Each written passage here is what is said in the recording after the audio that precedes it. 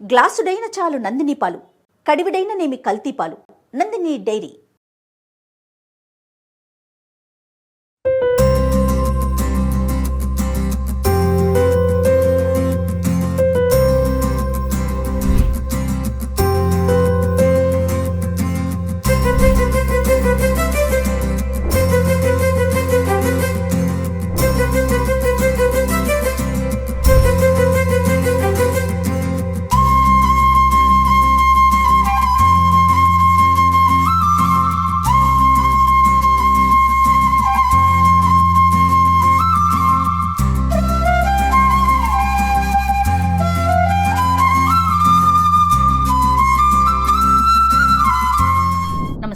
నమస్తే జయ. రమగారు, మనము రథసప్తమికి ఏం చేయాలి, ఏంటి విధి విధానాలు మన ఇద్దరం మాట్లాడుకున్నాం.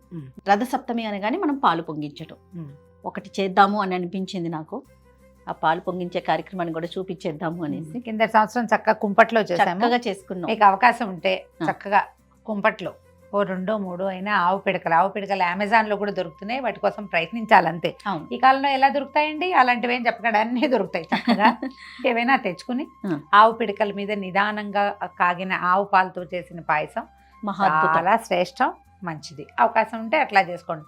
లేకపోతే మా అలాగానే చక్కగా స్టవ్ మీద టకటకా చేసేసి నివేదన చేయటమే. సూక్ష్మంలో మోక్షం అంతే. పాలు ఇవ్వనారమ్మ గారు. పాలు పోసి పెట్టి పాలు పొంగేటప్పుడు మనం బియ్యం వేసుకోవాలి.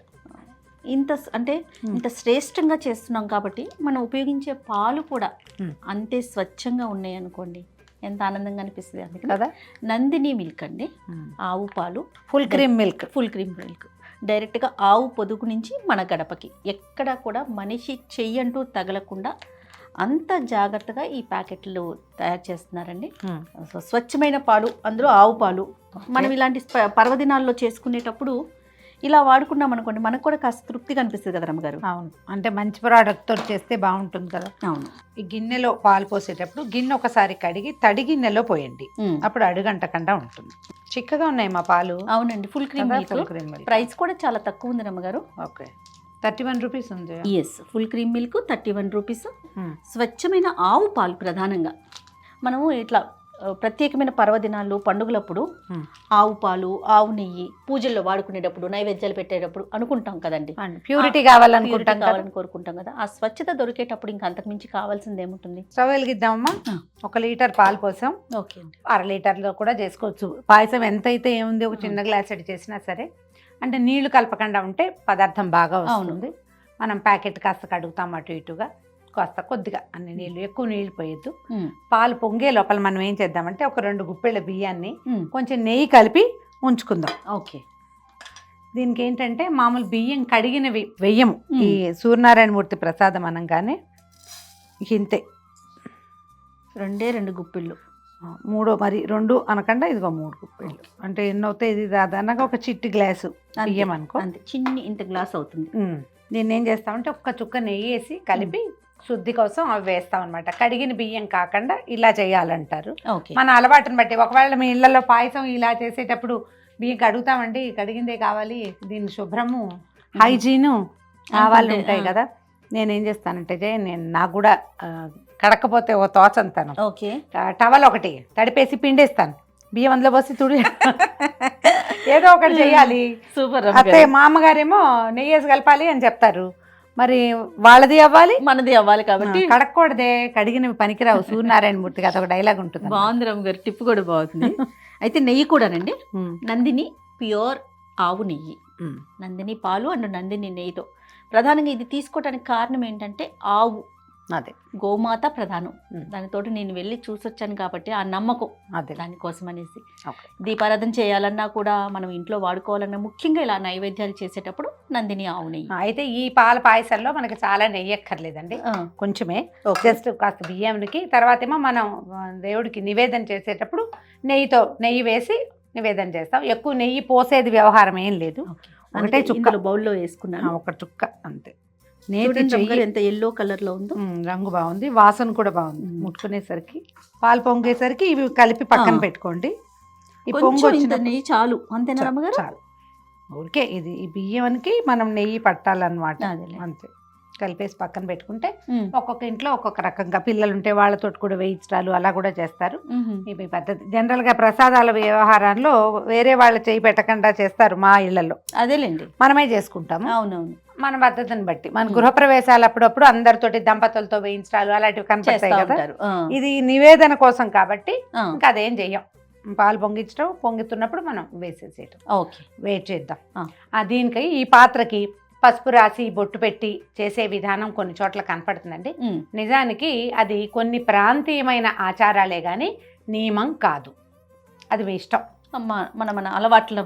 ఇప్పుడు కుంపట్లో పెట్టేటప్పుడు ఏం చేస్తాం, కుంపటి కానీ పొయ్యి మీద కానీ మనం వండేటప్పుడు శాఖ మసి వచ్చేసి గిన్నెలకి పట్టేసి అది వదిలిపెట్టదు. అందుకని బియ్యపిండి కానీ వెలిబుడిది కానీ తడిపి రాసేవాళ్ళు. అంతే తప్పిస్తే దీనికి పసుపు రాసి బొట్టు పెట్టాలన్న నియమం అయితే లేదు.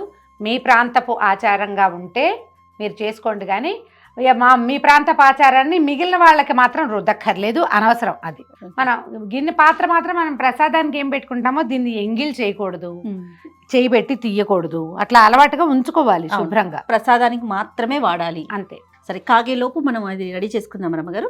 ఇప్పుడు చిక్కుడుకాయల రథం చేసుకుందాము. ఇవి కొంచెం పెద్ద పెద్ద సైజు ఉన్నాయి, కానీ కొంచెం చిట్టి సైజు అయితే మీకు పెట్టడానికి బాగా వీలుగా ఉంటాయి. అవును, నేను ఇప్పుడు ఈ చిక్కుడుకాయలు ఉన్నాయి కదా, ఓ 2 చిక్కుడుకాయలు 2 పుల్లలతో ఇట్లా చేసి చూపిస్తాను. ఓకే అండి. పాలు పొంగొచ్చేస్తున్నాయి కదా, మనం మెల్లిగా చేసుకుందాం. రథం ఎంత 2 నిమిషాలు. జస్ట్ ఈ లోపల మీరు కొంచెం కొబ్బరి పుల్లలు కానీ వీటిని ఏమంటారు పూచిక పుల్లలు కానీ ఒక 2-3 పుల్లలు తెచ్చి దగ్గర పెట్టుకోండి. ఓ పళ్ళెం ఉంటే చాలు. పాలు పొంగుతున్నాయి జయ. ఇప్పుడు వేసేద్దాం బియ్యం. 2 ఓ 3 సార్లు వేసాను చూడు. మళ్ళీ వచ్చినప్పుడు మళ్ళీ రెండో పొంగు వచ్చినప్పుడు మళ్ళీ ఇంకా కొన్ని వేస్తాం. అయితే మామూలుగా కొన్ని చోట్ల చిక్కుడు గింజలు ఈ పాయసంలో వేసి ఉండే పద్ధతి ఉంటుంది. లాస్ట్ టైం చేసినప్పుడు మనం వేయలేదు, చాలా మంది అడిగారు. ఈసారి చిక్కుడు గింజలు వేద్దాం. ఓకే, మళ్ళీ పొంగు వస్తుంది చూడు. నారాయణ హరి శ్రీకృష్ణ వస్తేవా. ఏదైనా చక్కగా మంచి స్తోత్రం చదువుకుంటూ పాయసంలో వేసుకుంటే మేము కబుర్లు చెప్పుకుంటున్నాం కదా, అలా కాకుండా మంచి మంచి శ్లోకం ఏదైనా స్తోత్రము, కృష్ణనామధేయాలు, భగవన్నామస్మరణ, గోవింద నామాలు, లేకపోతే విభవనామాలో చెప్పటం. జయస్సదా సవితృమండల మధ్యవర్తి నారాయణ సరసిజాసన సన్నివిష్ట కేయూరవాన్ మకర కుండలవాన్ కిరీటి హరి హిరణ్మయవపుత్రుత శంఖచక్ర. ఇది చాలా మంచి శ్లోకం అండి. సూర్యనారాయణమూర్తి ప్రార్థనా శ్లోకాలలో ఉత్తమోత్తమైన శ్లోకాలలో ఇదొకటి. ఈ ధ్యేయ సదా సవితృమండల మధ్యవర్తి అంటే నిరంతరము సవితృమండలంలో అంటే ఈ సూర్యమండలంలో ఉండేటువంటి నారాయణమూర్తిని నేను నమస్కరిస్తాను అని ఎప్పుడు ధ్యేయ సదా అంటారు. నిరంతరము సూర్యబింబాన్ని చూడటమే. సిమ్లో పెట్టేద్దాము. ఈ 2 గింజలు వేసేసి ఒక్కసారి చిన్న గరిటె పెట్టి కదిపితే లోపలికి వెళ్తాయి పాలు, నిదానంగా ఉడుకుతుంది. దీంట్లో ఒక గరిటె వేసి వదిలిపెట్టేస్తే అది నిదానంగా మళ్ళీ పొంగకుండా అక్కడక్కడే కదులుతూ ఉంటుంది. కాస్త తడిబట్టతో చిన్న పేపర్ తోట పట్టుకుని కొంత కదిపితే బియ్యం ఏమవుతాయంటే ఇలాగా దగ్గరగా అయిపోతాయి అన్నమాట. అంటే ఉండగట్టినట్టు అవుతాయి. అలా అవ్వకుండా ఉంటుంది. కొంచెం కదుపుకుంటూ ఉండాలి. చిక్కుడు గింజలు వేసేస్తారా? బియ్యంతో పాటే చిక్కుడు గింజలు కూడా వేసేద్దాము. కొద్దిగా తీసుకున్నాం, మరీ ముదురు గింజలు కాకుండా కాస్త లేత గింజ వేస్తే బాగుంటుంది. ఉడుకుతాయి నిదానంగా. మన పాయసంతో పాటు ప్రోటీన్ కూడా ఇస్తున్నాం సూర్యనారాయణమూర్తికి. ప్రాంతాచారమేనండి ఇది కూడా. నియమం ఖచ్చితంగా చేయవలసింది అని ఏం భావించకండి. ఇందులో మనం జీడిపప్పులు కిస్మిస్లు లాంటివి ఏం వేయము, అందుచేత ఇవి వేయటం అన్నమాట. ఉడుకుతాయి 2 కలిసి. ఈ లోపల మనం చిన్న చిక్కుడుకాయల రథం చేసుకుందాము. సమానమైన సైజులో ఉన్న కాయలు తీసుకోండి. ఇది కూడా ఏం బ్రహ్మ విద్య కాదు, అదేమిటో చాలా వ్యవహారం ఏం లేదు. ఒకే షేప్లో ఉన్నవి. ఇప్పుడు ఇది వంపుగా ఉంది కదా, ఈ షేప్లో ఉన్న వంపు తీసుకుంటే 4-5 కాయలు చూసామంటే మనకి సేమ్ షేప్ దొరికేస్తుంది. దీన్ని ఇలా ఎత్తుగా రథం లాగానే పెట్టక్కర్లేదండి, సింపుల్ ఫ్లాట్గా కూడా పెట్టుకోవచ్చు. కాస్త ఒకే షేప్ ఉన్నవి తీసుకోవటము. ఇది ఇలాగా కాయలు ఒక 4 సమానమైన సైజులో ఉన్న పుల్లలు తీసుకోండి. ఇంకా పొట్టివి కూడా తీసుకోవచ్చు, కాయని బట్టి ఈ పొడుగు అనమాట. కొంచెం లావుగా పొట్టిగా ఉంటే కాయ బాగుంటది, గింజ గట్టిగా పట్టుకుంటుంది. అప్పుడు మనము ఈ గింజల్లో పెట్టేస్తాం కదా దాన్ని. ఇట్లా 1 సంవత్సరం అయితే ఎంత తప్పకాయలు దొరికినాయో జయ. అయితే ఏం చేయను, ఇది రథంలాగా అయ్యేలాగా అయితే లేదు. అందుకని ఏం చేసాము, ఒట్టిగా కాయలు 7 ఒకదాని పక్కన ఒకటి పెట్టి ఇదే నీ రథం అని పిలిచేసా సూర్యుని. వల్ల కాకపోతే ఏం ఏం చేస్తాం మరి? చేస్తాం, ఇది ఒక జోడు, ఉమ్, 2 జోళ్ళు ఇలా గుచ్చి పెట్టుకోవాలి మనం. ఓకే. ఈ చిక్కుడుకాయ ఏంటంటే సౌరశక్తి ఇందులో ఎక్కువ ఉంటుందని చెప్తారు. ఉమ్, దీన్ని నిలబెట్టి అదేదో చేసి కాకుండా ఇదిగో పెట్టామా, వీటిని ఇదిగో ఇలా పెడతాం. ఓ, simple గా 4 చేస్తున్నారు. చాలా సింపుల్గా ఏముంది. తర్వాత ఒక 3 కాయలు తీసుకోవటము, ఉమ్, వీటికి పై భాగాలు పట్టుకునేలాగా చూసుకోండి. కాయలు ఎట్లా కావాలంటే మనకి ఇది ఫ్లాట్గా ఉందనుకో, ఉమ్, ఉమ్, అప్పుడు పై భాగం పట్టుకుంటుంది. ఓకే. ఈ 3 కాయలకి ఒక పుల్ల గుచ్చి పెట్టుకోవాలన్నమాట. దీనికి ఇవి కిందకిను ఇవి పైకి వచ్చేలాగా ఉన్నాయనుకో, ఇప్పుడు ఇవి ఇలా ఉంటే ఇలా ఇట్లా ఈజీ ఇలా వచ్చేస్తుంది. ఓకే. చిన్న పుల్ల తీసుకుని కూర్చోండి, దీన్ని వెనక్కి వాటిని ముందుకి ఈ కార్నర్స్లో పెట్టి జస్ట్ నిలబడేలాగా పెట్టుకోండి. ఓ, అంతే అయిపోయింది. ఒక చిన్న Simple గా. గూడులాగా వస్తుంది. అది మనం దీనికి వీటికి ఏం చేస్తాం, నేను పసుపు బొట్టు ఏం పెట్టలా, జస్ట్ డిస్ప్లే చేస్తున్నా కాబట్టి అవును. మీరు ఈ కాయలకి కాస్త చక్కగా ఈ పుల్లల దగ్గర కొంచెం అట్లా పసుపు పొట్టు పెట్టుకుని ఆ, సూర్యుడికి మనం ఆవాహన చేసేటప్పుడు ఆవాహయామి రత్న నవరత్న ఖచ్చిత సింహాసనం సమర్పయామి అని స్వామి వచ్చి కూర్చో యావతో ఎప్పటిదాకా నేను పూజ చేస్తాను అప్పటి వరకు సుస్థిరో భవ అని చెప్పుకోవాలి. మంత్రం ఉంటుంది మనకి, షోడశోపచారాల్లో మంత్రాలు కనిపిస్తాయి. అవును. ఆ మంత్రం చెప్పుకోవటము, ఆవాహన మంత్రము, స్థిరాసనం కురు, స్థిరో భవ, వరదో భవ, సుప్రసన్నో భవ, సుఖాసనో భవ అని చెప్పటం. ఈయన ఇక్కడ కూర్చోబెట్టి తర్వాత మనం మిగిలిన పూజ చేసుకోవటం. ఓకే. ఇంతే మన చిక్కుడుకాయల రథం అయిపోయింది. ఉమ్, దీంతో మనం ఏం చేస్తాం, చిక్కుడు ఆకులు కనుక మనకి దొరికితే మనం ఏ పాత్రలో అయితే పాయసం పెడతామో అక్కడ చిక్కుడు ఆకులు పరిచి దాని మీద ప్రసాదాన్ని పెట్టుకోవాలి. చక్కటి ఇదిగో మరి ఎర్రటి కాయలున్న చిక్కుడు ఆకులు దొరికినాయి మనకి, చూడండి ఎంత బాగున్నాయో. అవును. ఈ ఆకులు 2-3 ఆకులు ఇట్లా చిన్న విస్తర్లా కుట్టి కూడా వేసుకోవచ్చు. ఆకు బలంగా ఉండదు, పల్చటిది, కోసిన 1 గంట కల్లా వాడిపోతుంది. ఉమ్, అప్పటికప్పుడు కోసి వేసుకోవాలన్నమాట అవును. మనకు అవకాశం ఉంటే. ఎందులో పెడతారు రమ్మగారు? మన పాయసం అవ్వనివ్వు ముందు, అయ్యాక అప్పుడు పెడతాం. ఏదైనా ఒక పళ్ళెంలో చక్కగా పరవటము, పాయసం అందులో పెట్టేసుకోవటం. మామూలు పాయసాలకి మనం ఏం చేస్తాం, బెల్లం కరగబెట్టి పోసుకుంటున్నాం, అవును. ప్రతిసారి అలాగే చేస్తాం. కానీ దీనికి కరగబెట్టి పోసే ప్రక్రియ చేయకూడదు కూడా, ఓకే. బెల్లమే వేసుకోవాలి. కొంచెం శుభ్రమైంది ఆర్గానిక్ బెల్లము, ఏదైనా మంచి కాస్త అక్కడ కంపెనీది, జాగ్రత్త వహించడం తప్ప మనం ఏం చేయలేం. దుమ్ము లేకుండా అందులో రాళ్ళు లేకుండా ఉండేలాగా సన్నగా తరిగి వేసుకుంటే క్షణాల్లో అయిపోతుంది పాయసం. ఎక్కువసేపు మరిగి అది విరిగిపోయి ఆ ప్రమాదం లేకుండా కూడా ఉంటుంది. ఇంకొంచెం దగ్గర పడాలి, అన్నం మెతుకు బాగా ఉడికింది చూడు. ఉమ్, ఇంకా ఈ పాలన్నీ కోవాలాగా అవుతాయి, దగ్గరకు వచ్చేదాకా ఉడకనిచ్చి అప్పుడు బెల్లం వేసుకోవాలి. ఓకే. దగ్గరకు వచ్చేసింది కదా, వచ్చేసిందండి. ఇప్పుడు బెల్లం వేసుకుందాం. బెల్లం కొంచెం సన్నగా తరిగి పెట్టుకోండి. ఇంచుమించుగా మనం ఎంత వేసామో దానికంటే కొంచెం ఎక్కువ. బియ్యము 3 గుప్పెళ్ళు వేసాం కదా, అవును. బెల్లం ఒక 4 లేదా 5 గుప్పెళ్ళు వేసుకుందాం. మీరు కనుక కప్పుతో వేసి గ్లాస్తో కొలిచి వేసేటట్టయితే ఒక గ్లాసున్నర పైనే బెల్లం వేయాలి, లేకపోతే తీపి సరిపోదు. ఆ, పూర్తి పాలతోటి వండుతాం కాబట్టి మనకి పాల తీపి బియ్యపు తీపి 2 కలిసిపోతాయి. అంతే. చాలా సింపుల్ గా చేసేసేది. అంతే సింపుల్ కదా గానే రమ్మగారు? చేస్తాము మనం. దీంట్లో ఏంటంటే పాల చిక్కదనము, వాటి అవి పొంగటము, దాన్ని బట్టి కొంచెం బెల్లం ఇందులో ఉండగానే మనం పొయ్యి ఆపేసుకుంటే సరిపోతుంది. సరిపోతుంది.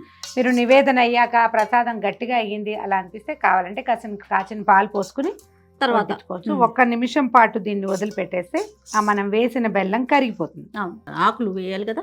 ఈ పళ్ళని ఇది వచ్చే లోపల ఉమ్. మనం ఏం చేద్దామంటే వీటిని చిక్కుడాకుల్ని ఒక పళ్ళెంలో పరిచి పెట్టుకుందాం. మీ దగ్గర పూచిక పుల్లలు లాంటివి ఉంటే వాటితోటి చిన్న విస్తరిలాగా కుట్టి కూడా వేసుకోవచ్చు. ఇప్పుడు ఇలాంటప్పుడు అడుగంటుతుందని అనిపిస్తే నెయ్యి తీసి పెట్టాం కదా ఇందాక మనం, 1 స్పూన్ నెయ్యి వేసేయాలి చాలు. అప్పుడు అడుగంటకన్నా ఉంటుంది. యాలకుల పొడి ఒకటి ఉంది. చివరికి వేసుకుందాం. మన చిక్కుడు చెట్టు కనుక ఓపికగా ఉంటే పెద్ద పెద్ద ఆకులు ఉంటాయి, దానికి అంత ఓపిక లేదనుకోండి అప్పుడు బుజ్జి ఆకులు. మేము ప్రసాదం కూడా చిక్కుడాకుల్లోనే తినాలనుకునేవాళ్ళం. ఒక్కొక్క చోట ఒక్కొక్క రకంగా ఉంటుంది. 7 చిన్న ఇంతంత ఆకులు తీసుకుని కొంచెం కొంచెం పెట్టి 7 గుర్రాలకి కూడా పెడతారు. 11 పెట్టేవాళ్ళు. మన పద్ధతులు అది అంతే. మన ప్రాంతంలో ఏది ఉంటే, మన ఇంట్లో పెద్దవాళ్ళు ఎలా చేస్తే ఇంకా అలా, లేదనుకుంటే ప్రాంతాచారం మనకి ఎలా అలవాటు ఉంటే అట్లా. ఆఫ్ చేయమంటారా? ఆపేసేమా? అవి అయిపోయింది. ఓకే. ఏలక పొడి ఇంతే. మనం జీడిపప్పులు కిస్మిసులు లాంటివి ఏం వేయం. అంతే. ఒక్కసారి పైనుంచి కిందకి కలిపేసి ఈ పళ్ళెంలో మనం పళ్ళెం తీసి పెట్టుకున్నాం. అవునండి. ఈ ఆకుల మీద ఈ వేడి వేడి ప్రసాదాన్ని వేయండి. ఇందులో అక్కడక్కడ చిక్కుడు గింజలు కనపడుతున్నాయి చూడు. చిక్కుడు ఆకుల రసాన్ని ఈ వేడి పాయసం తీసుకుంటాం. పీల్చుకుంటుంది. ఇవాళ రేపు బెల్లం వల్ల పాయసాలు విరిగిపోతున్నాయి. అవునవును. అందుకని ఎక్కువసేపు వేయకుండా కొంచెం చక్కమని అయిపోయేలాగా ప్లాన్ చేసుకోండి. మనం చిక్కటి పాలతోటి చేయటం వల్ల ఏంటంటే ఇది మీగడ ఎక్కువ కడుతుంది, అడుగంటే ఎందుకు ఒక అవకాశం ఉంటుంది. కొంచెం చూసుకుని చేసుకోవాలి. పరమాన్నం కూడా చూడండి చిక్కగా వస్తుంది. కొంచెం నెయ్యి, మనం ఏదైనా వడ్డన చేసేటప్పుడు కూడా మొదట నెయ్యి వేయాలి. ప్రసాదం నివేదన చేసేటప్పుడు మీరు అన్నము ఏదైనా సరే వండిన పదార్థాన్ని నివేదన చేసేటప్పుడు ఖచ్చితంగా ఒక చుక్క నెయ్యి వేసి దేవుడికి పెట్టుకోవాలి. మనం ఎవరికైనా పెట్టేటప్పుడు కూడా అంతే. అనుకుంటే మన రథసప్తమి పాయసం తయారుగా ఉంది. ఇవాళ పాలు బాగున్నాయి, బెల్లం బాగుంది, విరక్కండా చక్కగా ముచ్చటగా వచ్చింది. ఎవరెవరి అవకాశాన్ని బట్టి వాళ్ళు ఇత్తడి గిన్నెలోనూ లేకపోతే మీరు ఈజీగా కుక్కర్లో చేసుకోవచ్చు. కుక్కర్ కూడా కొంచెం మందంగా ఉంటుంది కాబట్టి బాగా నిదానంగా అవుతుంది. స్టీల్ పాత్రలు పెడితే మాత్రం ముందే అడుగంటిపోతుంది. ప్యూర్తిగా పాలు పెట్టడం వల్ల అడుగంటిపోయిందని అనకూడదు. పాత్ర మందంగా లేదు కాబట్టి అడుగంటిందని అర్థం చేసుకోవాలి అంతే. మనం నేనైతే మాత్రం కుక్కర్ గిన్నె కూడా చెప్పండి నంబర్, చక్కగా కనీసం ప్రసాదం వరకు ఒక ఇత్తడి గిన్నె ఉండాలిగా ఉంచుకోండి. కనీసం అంతవరకు ప్రయత్నం చేసుకోండి. ఇంత బుజ్జి గిన్నెల దగ్గర నుంచి కదండి మన అవకాశాన్ని బట్టి ఇలాంటిది ఒకటి పెట్టుకుంటే మనం ప్రసాదాలు, పాయసాలు, చక్కెర పొంగలి, వెన్ పొంగలి వాటికి ఏం చేసినా భగవంతునికి ఏది నైవేద్యంగా మనం చేసుకున్నా ఇంట్లో ఇది పెట్టి వండుకోవచ్చు కదా. అది చక్కగా చూడు ఎంత పర్ఫెక్ట్ గా వచ్చిందో. చాలా బాగా వచ్చింది, ఎంతో ముచ్చటగా ఉంది. ఇలా రథం చేసుకోండి. మీకు ఇంకా కాంప్లికేటెడ్ రథం చేయటం వస్తే చక్కగా చేసుకోండి. ఇదైతే చూడండి మనం 7 చిక్కుడుకాయలు పెట్టాము. దీని మీదకి సూర్యుడిని ఆవాహన చేయటం, నివేదన చేసి నమస్కారం చేసుకోవటం. కొబ్బరికాయ కొట్టచ్చు, పెసరపప్పు తర్వాత పానకం పెట్టుకోవచ్చు, అరటిపళ్ళు పెట్టచ్చు. ఏమీ లేవు. పాయసం ఒకటి చేసి పెట్టండి. 4 మాఘాదివారాలు, రథసప్తమి 5 రోజులు మనం ఇలాగే నివేదన చేసి పెట్టుకో స్వామివారికి సమర్పించటం, సూర్య భగవానుడికి ఒక నమస్కారం చేసుకోవటం. ఇందాక నేను ఒక శ్లోకం చెప్పాను కదా, వీలైతే ఒక డిస్క్రిప్షన్లో పెట్టిస్తాను. ఆ ఒక్క శ్లోకాన్ని మీరు నెంబర్ ఆఫ్ టైమ్స్ చదువుకున్నా కూడా మంచిదే. రైట్ రమ్మ గారు, థ్యాంక్ యూ అండి. ఓకే, చేస్తే